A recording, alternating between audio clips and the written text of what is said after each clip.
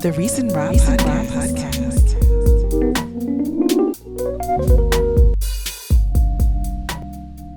All right. I'm gonna have a little sip of your. That's stealing. It's theft. Yeah. I can have you prosecuted.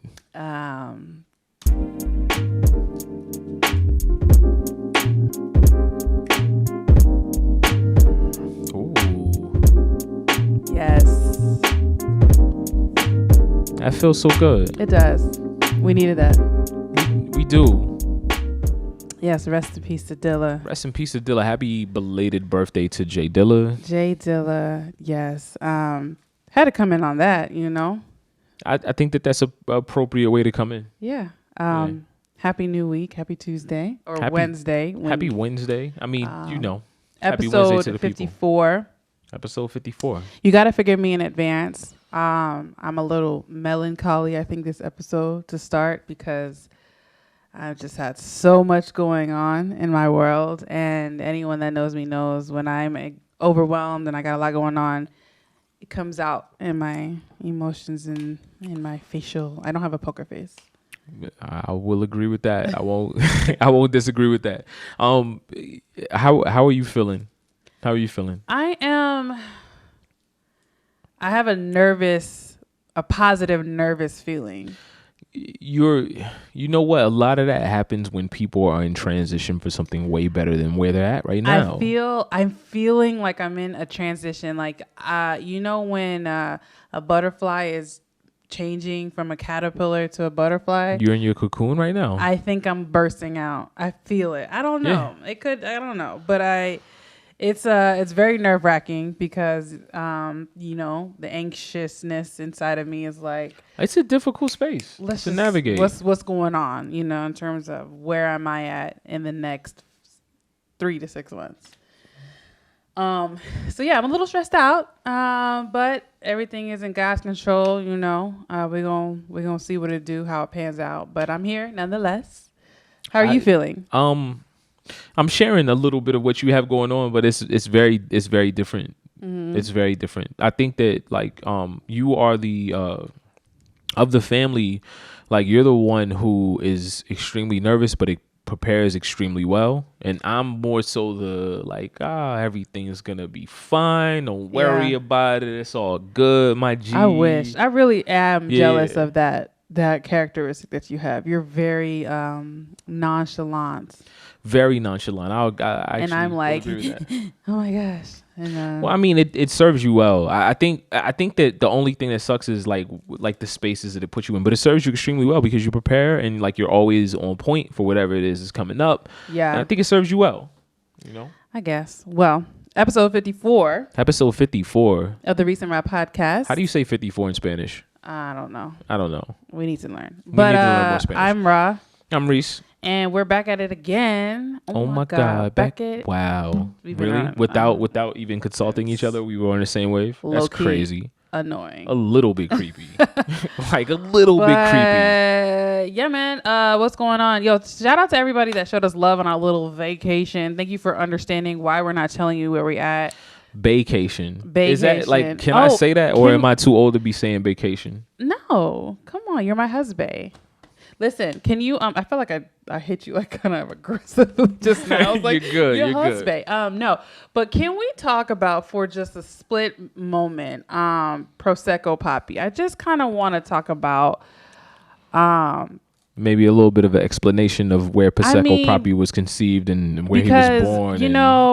I met him. I was introduced to, let me tell you guys when I first met Prosecco Poppy. I met Prosecco Poppy in 2018, I want to say. I remember where we were. Yeah. Do you remember where we were? Yeah, we were on our way to Miami. We were in Miami on our way to Cuba. Yes, that's where Prosecco was birthed. Yes, and that is when I met Prosecco Poppy. And I just, I was like, who is this guy? This was the music playing. And if you guys don't know who Prosecco Poppy is, go to Maurice's latest Instagram post and he'll give you a brief synopsis. I'll give you a much further synopsis, but the Cliff's Notes version. We're gonna do this really But quick. I met him on the way to Cuba, and it's like his your alter ego. Let me explain to you how Prosecco was birthed. Okay. Because I don't think it's there's first of all, we have to give a shout out to the Sixth God first. That's where we're gonna start. Okay. Right? And not just any version of the Sixth God. We're gonna talk about Free Smoke Aubrey Graham. Champagne Poppy. Because that's my spirit animal. No, not Champagne Poppy. Free Smoke Aubrey Graham. Free Smoke, Free Smoke. Okay. And I seen a lot of you die. Free Smoke, Free Smoke. Like it's a very specific energy that I feel like Drake channeled when he put out Free Smoke to the universe. And there was something about it that I resonated with because I feel like this very good guy who wants to spaz on you, who like low key is like keeping his energy to himself, but like I do want to spaz, I do want to show out, I do want to unbutton my shirt, all of that. Like there's like, and that's not who you are. That's not who I am. Like day-to-day. No. Prosecco Poppy is the version of me who would wear like a big gaudy chain and like Givenchy and like. You know what I'm saying? Like Gucci shoes and shit. Like Gucci. Shit that I would never do. Things that Maurice would never do. But I feel like Prosecco understands that inner, like the side of me that's with the shit. He only comes out when we're not in America. He's internationally known. He's not built for American soil. He's not built for American soil. He's an international guy, right? Oh man, yeah, no, I'm a fan. You already know I'm a fan. Yeah, that's where he was birthed en route to Miami and en route to Cuba, and then when he came out, he exists. That's all I can say. He exists. No, I'm a fan. I'm just gonna try to book more international trips so I can spend more time with him. So you cheating on me with you cheating on me with Prosecco? Prosecco Poppy is the shit. You like Prosecco? I am a fan. Oh man, I'm a fan. Yeah. No, he's that guy. He's that guy. No, I wanted to shout out Prosecco Poppy because it was cool. Shouts out to the Sixth God. Yeah. To Free Smoke Aubrey Graham. We are back from vacation and back to the grind and trying to figure out the next moves for us. For life and not just the immediate moves. Like, I feel like the more strategic, like what do you do individually next? And together at the same time. That's so like how important is it to you to like in the sense of like maintaining your own identity to like frame your individual along with mine, and how do you find that balance? That's got to be. It's tough. Yeah, it's tougher for women because we are known to include our family and our decision makings, but y'all are just so selfish. Y'all are just always about yourself. I feel like this word selfish gets a bad rap. We are selfish. Y'all are selfish. I feel like selfish gets a bad rap. I think people need to be more selfish, actually. But it's easy for me to focus on my own stuff with you because you are always, proposing that and supporting that and highlighting that. And so, I appreciate that because you can get lost in the sauce when you're in a relationship and you can lose yourself, and we don't want any of that. If you're working on your individual goals, that's very important. But having that support is also equally as important, which brings me to the movie that we just recently watched. Oh my God, okay. Could we? Do you want to tell the folks what movie we're talking about? You can tell them. So we're talking about Malcolm and Marie, right? Mm-hmm. Which triggered so much for me, and I was just watching people on Twitter. Yeah, it triggered everybody. Yeah, it triggered everybody, and I have so much to say, and I have so many questions, I have so many observations, and I thought so deep about my own flaws and like what I need to work on. Okay, so let's break it down. It's so if you haven't already seen the movie Malcolm and Marie, I highly advise you go watch it. Do we need to spoiler alert people right now? At this point, we warned people. If you follow us on Instagram, spoiler alert, don't watch further if you haven't seen it, please. Oh, okay. But also don't watch it. I will say if you have no intention to watch it, well, let me rephrase.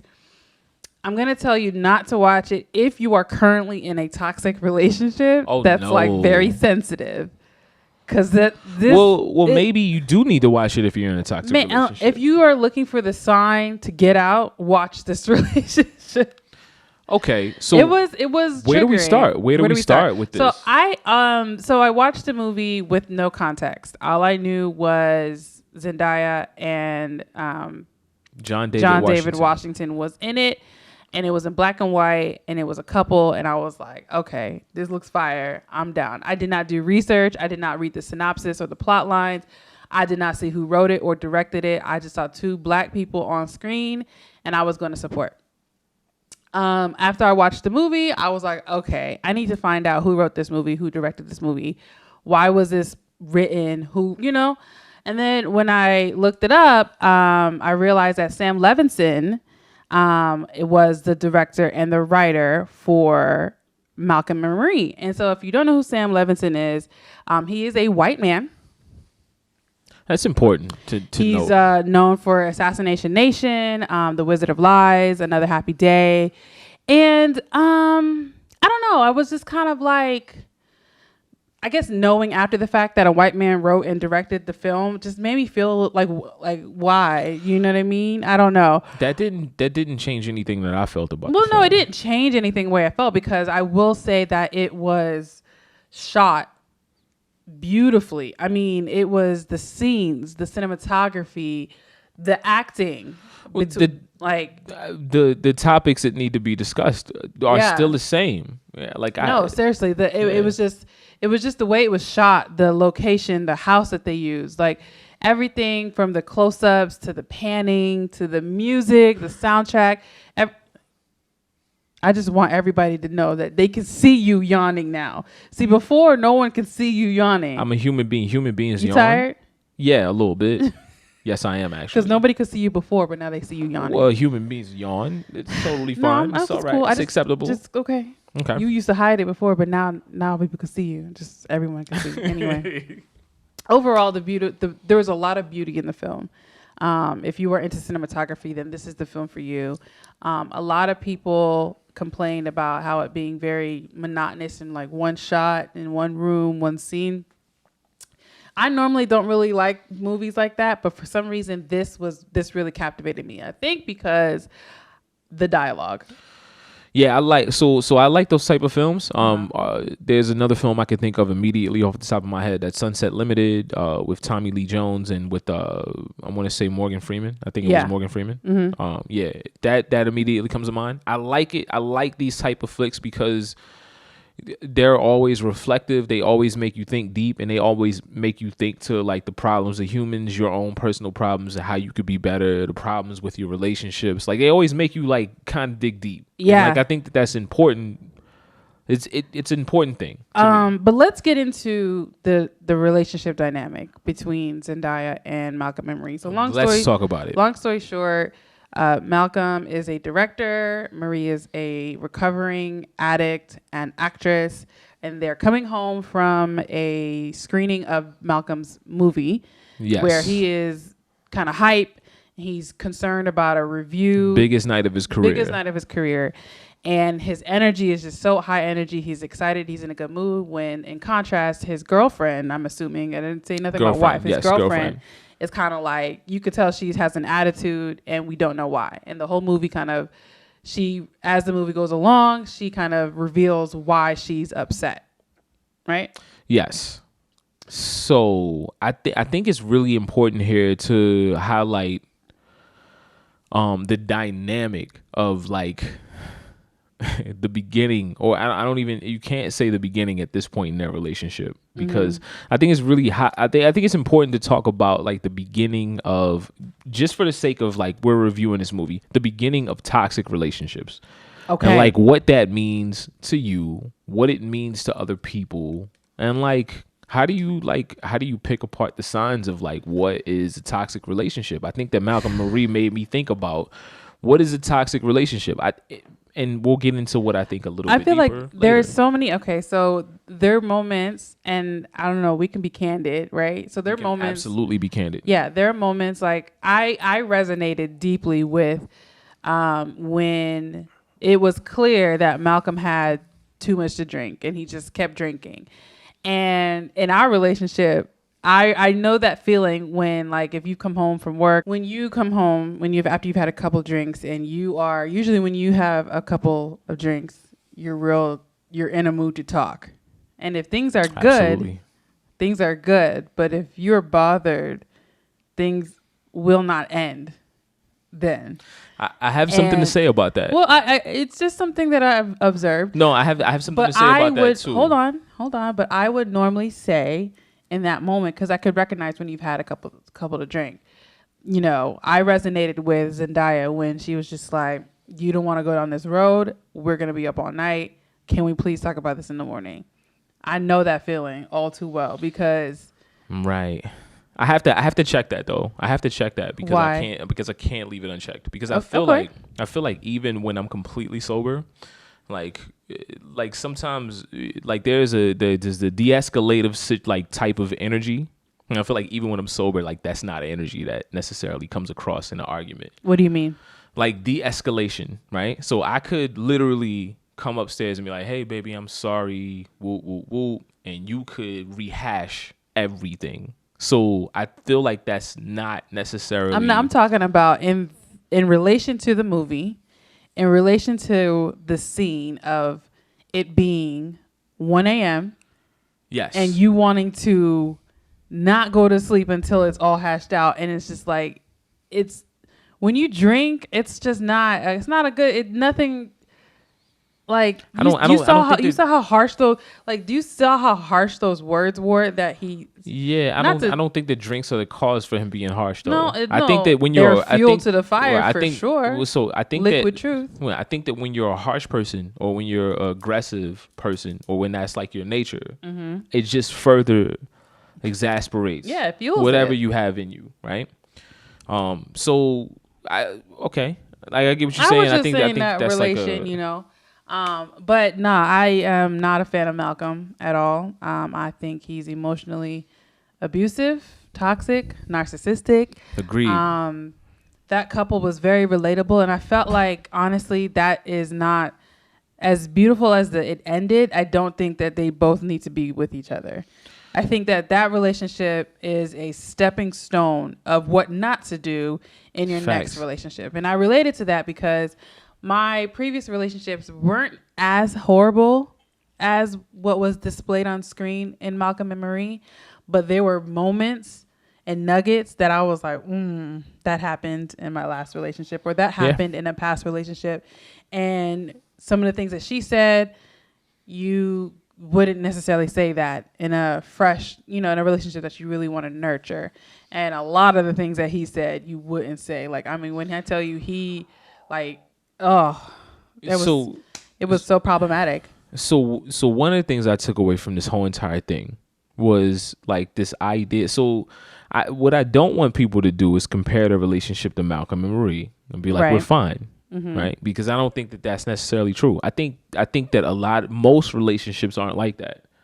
But I think that most relationships are more problematic under the surface than that was. Like that was a very like surface thing that you could see. Right. And I think that most relationships take on this dynamic of like people talking to each other in these subtle ways that seem totally fine on the surface and maybe to most people, but underneath of all of the things that people are saying to each other is something deeply problematic and like these deep-seated issues, but they don't seem as bad as Malcolm and Marie. Yeah. So we hold on to them. Yeah. Right. Like people who like, I think that in a lot of cases, people will talk to each other in like these way more subtle ways. It's way more subtle that like seems harmless in a moment, or like don't get your panties in a bunch, or don't be too sensitive. I mean, she just wanted. She wanted what she wanted was fine altogether. But I think that I'm talking about like what I saw from like Black Twitter and from like the response from Twitter, right? Right. I think that people don't need to be comfortable necessarily because your relationship doesn't reflect that. Like that is the height of toxicity, right? I think that like in a lot of ways, human beings are casually cruel and it's a normal thing, right? And it's like these undertones. It's not this thing that seems so serious. It seems way dialed back. is just as horrible as Malcolm and Marie. Like that was what I picked up. Like that was something that I took away from it. It seems like these things that don't seem so serious, and they're way worse. Marie just wanted one thing. This is what she wanted. I'm about to play it. Are you ready? Have you ever seen this meme? I've seen this. Okay. Play it, please. Sometimes it doesn't matter who you are. Sometimes it's just lonely. Sometimes nobody understands. It doesn't matter how strong you are. Have you feel that way? I just want to be appreciated. Yeah. I want to be appreciated. Big fact. I want to be appreciated. That was Marie at the end of the film. That was it. Yeah. I have some more takeaways though. Like what else did you take away? 'Cause I had a lot of takeaways. What were some of your takeaways? So another takeaway that I had, like, and granted, we need to be 100% clear. I don't think that anybody needs to be in any type of relationship where anybody could feel like comfortable disrespecting you. I don't know. I don't rock with that. I don't know how. I don't know how Marie handled herself in that tub. Yeah. When he did all of he gaslit her. And then he used her own trauma and weaponized it. Like, you have to be like, so many things he did were problematic. So he used her trauma against her. He used so many different things against her to make her feel bad, to make her feel small. And then I love you so much. Oh my God. It's because I love you. That's narcissism at its finest. Because I love you so much. I think that shit is crazy. I don't deal with that, right? That's You said when we were watching the movie that you saw yourself in him a little bit. Absolutely. Please explain. When I say that I see myself in Malcolm, I feel like I see parts of like this narrative that is super reactive, right? That's the only thing I could say that I see in myself. Beyond that, there's no part of me that ever talks to people or belittles people in any type of way. And I think, but there's so much more I took away from the film that I feel like as Black people we have to air out and put on the table. Mm-hmm.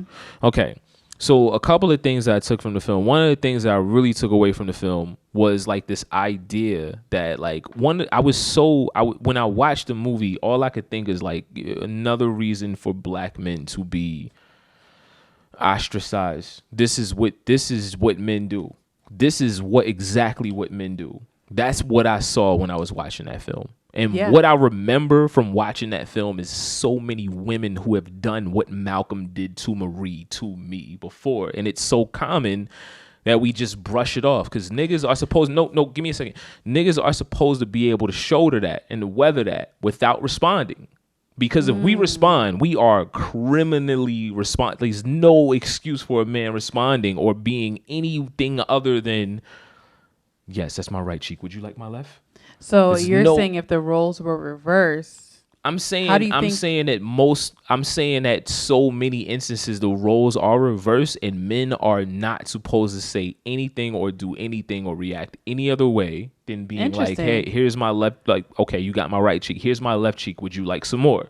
That's valid. Women can get away with speaking to men, and there's the way Malcolm nobody spoke to bats and and you know what the crazy shit is like the women who speak that way will literally tell you how horrible men are who speak this way.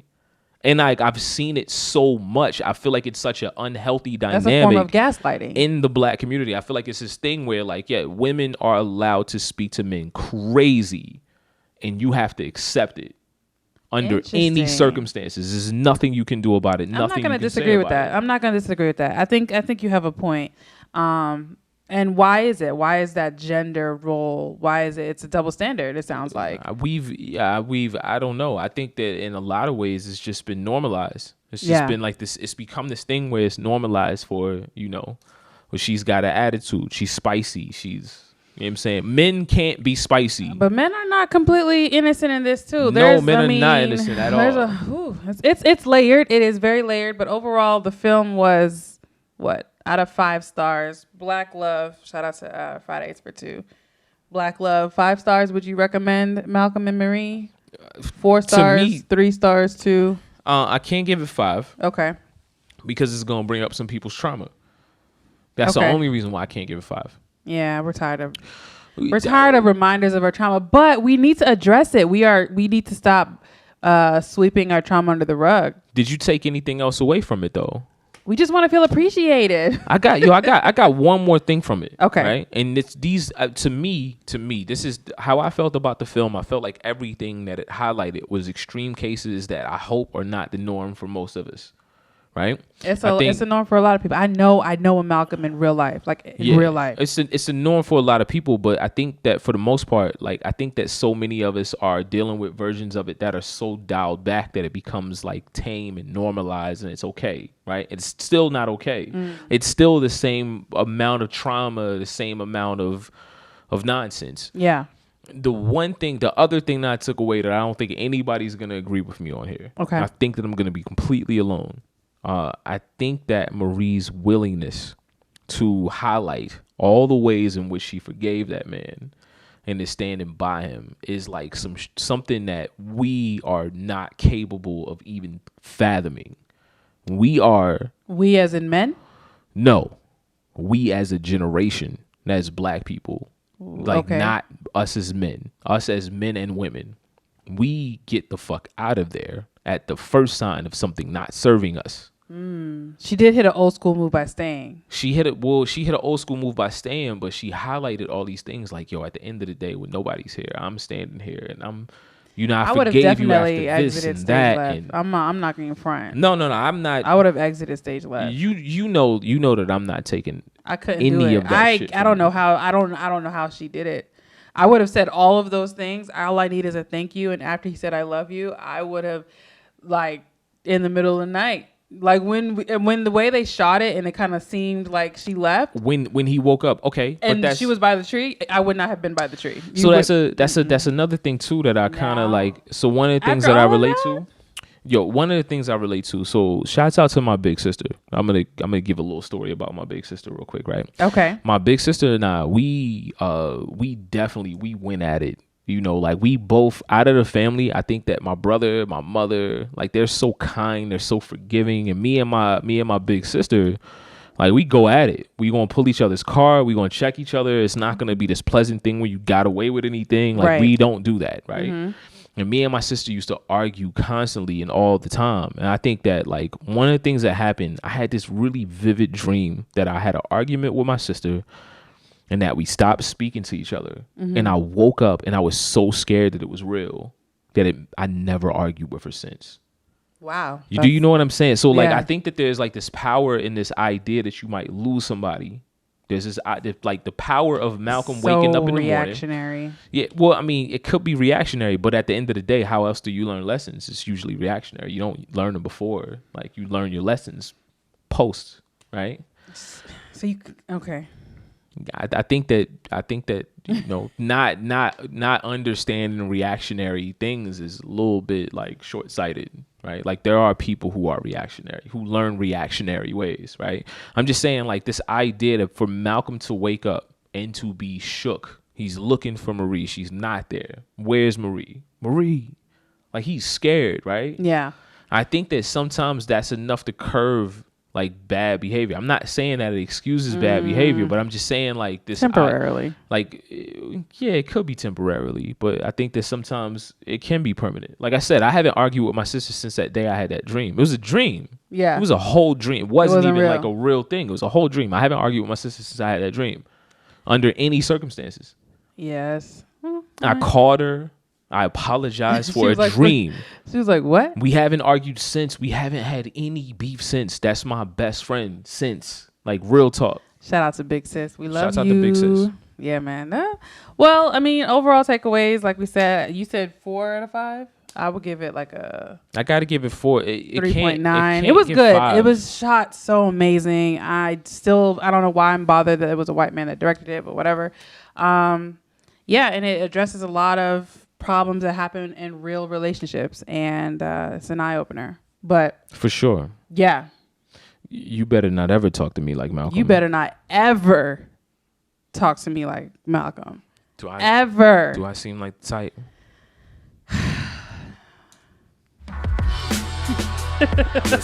Absolutely not. No. We're going to go into the next section. No, we're not. No? No, we're not. You're going to answer the question for us, please. Like, would you please answer the question? You're not. No, I wouldn't Okay. marry you. Come on, I wouldn't even be with you. Yeah, when you skip past it, No. don't skip past it. Like, no, the only thing that triggered me in that movie was the late night drunkenness where you just the passionate rants that last for 15 to 20 minutes of you speaking about things and not really reading the room. That's the only thing that triggered me. But other than that, you never talked to me. You never talked to me. For the record, you've never talked to me like that. And I hope you never will. I don't think you I will. won't. I won't. You better not. That's a threat. Yo, I think that at the end of the day, I think that when you reach a certain age, you kind of know who you are, right? Yeah, I hope so. You know who you are. Cause I think that if there was something in me that, yeah. So can I run back that drop? No, you can go. We can go to Past the Aux Cord. You was like, you got it. You cut me off last episode with the Past the Aux Cord. I did? Yes, you did. I asked a question. You played Past the Aux Cord. We're not doing that anymore. Okay, that's something that we're not. We're deading that to this. We're deading this that. This episode. We're going to answer questions and then we'll go to Past the Aux Cord. You will not cut me off with Past the Aux Cord. Fair. Okay. All right. I apologize. I apologize for cutting you off by playing the Past the Aux. Thank you so much. You're welcome. Okay. Are we good? We're great. What are you listening to? I'm listening to this kid named Reggie, all lowercase. Okay. There's this song called what's it called, yo? Is it called Southside Fade? I think so. Yeah. Okay. Who is this kid? Like, what do we know about him? I know nothing about him at all. I found him late night, bouncing out videos and beats. I done came down and I done came up. 25, I just ride that same place. If I wanted wings, I'd hit the strip club. Red Bull don't belong in no Henry. Okay. Okay. So what is it? Is he? Is it R&B? Like, no, I'm gonna make a very bold prediction. I think that so what I've heard from him so far has been like this mixture of like R&B-ish kind of like slightly. I don't want to say he's not rapping, but he's rhyming. Okay. Yeah, like an Anderson .Paak. Something like that. He's giving me Anderson .Paak soul vibes, but I don't want to say Anderson .Paak because like he's very original. I've been noticing. I light one out, but it's all. We're gonna let that rock. But I've been noticing a lot of artists have been doing this rhyming, jazzy, not necessarily 16 bars, but it has like an R&B flair to it, and I kind of like it. I think homie has. I'm gonna make a very bold prediction. From everything that I've heard, there's no reason for me to believe that this kid is not going to blow the whole entire way up. Yeah, like he's an artist, and he also has like this potential to be commercially successful. Fair enough. We only get that every 5 years or so. Okay. I'm listening to based off of Malcolm Marie soundtrack, Little Sims. I think I talked about her a couple episodes back, but she has this song called Selfish. Did I play it? I feel like I might have played it, but it's with Cleo Soul, and I did play this. Doesn't matter. I think I did play this. It's fire. But we're just gonna run it back. Welcome back. If I did, yeah. Yeah, it was very fitting for today's episode, as well as the movie.